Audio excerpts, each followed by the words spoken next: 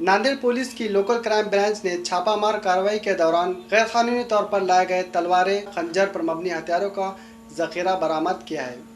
नांदेड़ शहर के Wazirabad police station हुदूद में ये कार्रवाई की गई। इस मामले में सतपाल सिंह के खिलाफ मुकदमा दर्ज किया गया है। इस सिलसिले में मिलने वाली तफसीलात के मुताबिक पुलिस को खुफिया जरिए से ये इत्तला मिली थी कि वजीराबाद पुलिस स्टेशन हुदूद में एक दुकान में गैर कानूनी तौर पर हथियार जमा किए गए हैं और इनकी खरीदो फरोख्त की जा रही है। इत्तला मिलने पर लोकल क्राइम ब्रांच की टीम ने मुताल्लिका दुकान में छापामार कार्रवाई करते हुए कसीर तादाद में तलवारें, खंजर बरामद की। दुकानदार से पूछताछ करने पर इसने अपना नाम सतपाल सिंह बताया और हथियार फरोख्त करने के लाइसेंस के बारे में पूछे जाने पर इसके पास कोई लाइसेंस नहीं था।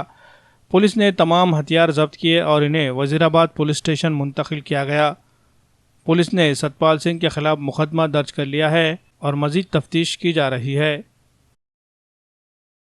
आज पोलीस स्टेशनच्या वजीराबाद पोलीस स्टेशनच्या हद्दीमध्ये गुप्त बातमीदारावर माहिती मिळाल्यानंतर DB पथकातील किडेसाहेब, बेडदे, जुली,